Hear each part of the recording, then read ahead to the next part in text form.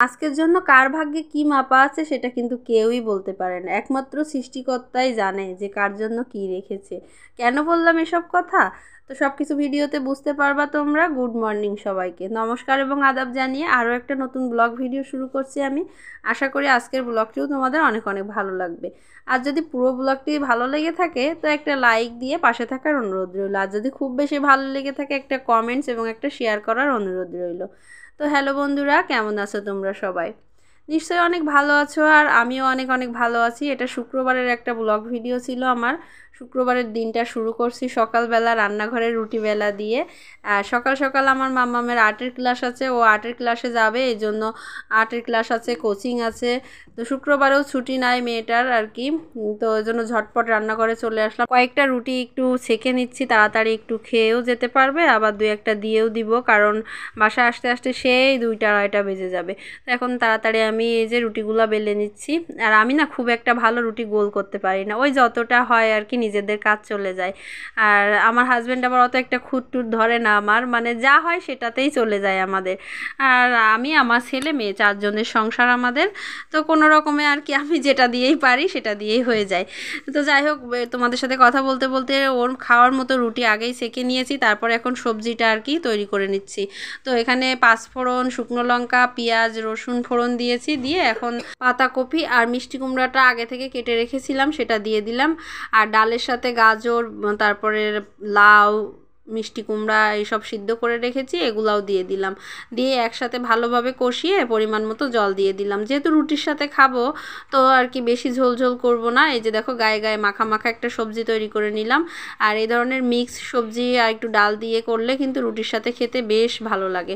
আমাদের সবার অনেক পছন্দের একটা খাবার। তো সপ্তাহের অন্য অন্য দিন আসলে রুটি তৈরি করার সময়ই পাই না। শুক্রবারের দিন একটু চেষ্টা করি অন্যরকম নাস্তা তৈরি করে দেওয়ার। তো যাই হোক, তোমাদের সাথে কথা বলতে বলতে এই দেখো একটা ডিমও ভেজে নিচ্ছি। আর সবজিটা তো হয়ে গেছে, একটু বাটার দিয়ে ডিম ভাজি করে নিচ্ছি। আজকে বাটার দিয়ে ডিমটা ভেজে দিলাম। তো অনেক বেশি টেস্টি লাগে আমার কাছে বাটার দিয়ে ডিম ভাজি, আর মেয়েটাও অনেক পছন্দ করে। তো খেতে দিয়ে দিয়েছি ওকে একটা রুটি, আর অর্ধেকটা ডিম ভাজি দিয়েছি, আর অর্ধেকটা টিফিনের জন্য দিয়ে দিলাম। তো এভাবে আর কি টিফিন বক্সটা গুছিয়ে দিচ্ছি। 2টা রুটি দিয়ে দিয়েছি। ইংলিশ ক্লাস আছে, ম্যাথ ক্লাস আছে কোচিংয়ে। তো ওর বাবা ওকে নিয়ে চলে গিয়েছিল, আবার দিয়ে চলেও আসছে সে। তো এর মধ্যে কিছুটা সময় ক্যামেরা অফ রাখছিলাম। তারপরে এই যে এখন একটু গ্রিন টি করে নিলাম, দুইজনে একটু গ্রিন টি খাবো, তারপরে আমরা ব্রেকফাস্ট করব। তো যাই হোক বন্ধুরা, এই যে গ্রিন টিটা সেকে নিলাম। আর গ্রিন টিটা খালি পেটেই খাওয়াই ভালো, ওই জন্য গ্রিন টি খালি পেটে খেয়ে নিয়েছি। আর এখন এই যে ওর বাবার জন্য খাবার সার্ভ করে দিচ্ছি। ওর বাবাকেও ডিম ভাজি করে দিয়েছি পেঁয়াজ কাঁচামরিচ দিয়ে, আর সবজি উঠিয়ে দিচ্ছি। আর রুটির সাথে না একটু পেঁয়াজ কাঁচামরিচ দিয়ে না ভাজলে ভাল লাগে না কিন্তু ডিমটা। আর এখানে একটু জলপাইয়ের আচারও নিয়েছি, বেশ দারুণ লেগেছিল সকালের খাবারটা। যাই হোক, সকালের খাবার তো খাওয়া কমপ্লিট। এখন ওর বাবা চলে গিয়েছে, একটা অফিসের একটা মিটিং আছে, প্রোগ্রাম আছে আর কি, তো সেখানে চলে গিয়েছে। তো আমি ভাবলাম যে মা ছেলে আর মেয়ের খাওয়া তো আমাদের যাতাই হয়ে যাবে। অন্য শুক্রবারে তো একটু আয়োজন করি, ওর বাবা থাকে ছুটির দিন। তো আজকে ভাবলাম ভর্তা ভাতের আয়োজন করি। তো এই যে দেখো ডাল ভর্তা বসিয়ে দিচ্ছি, যেই কথা সেই কাজ, ভাত হয়ে বসিয়ে দিয়েছি আর ডাল ভর্তা করে নিচ্ছি। ডাল ভর্তার সাথে ওর মধ্যে একটা বেগুন আর আলু কেটে দিয়ে দেবো, ব্যাস ঝামেলা শেষ আমার। মানে যত পারো আজকে সংক্ষেপে রান্না বান্না করার চেষ্টা করছি। আবার এখন তো মাম্মা আছে কোচিংয়ে, ওকে আবার আনতে যাব।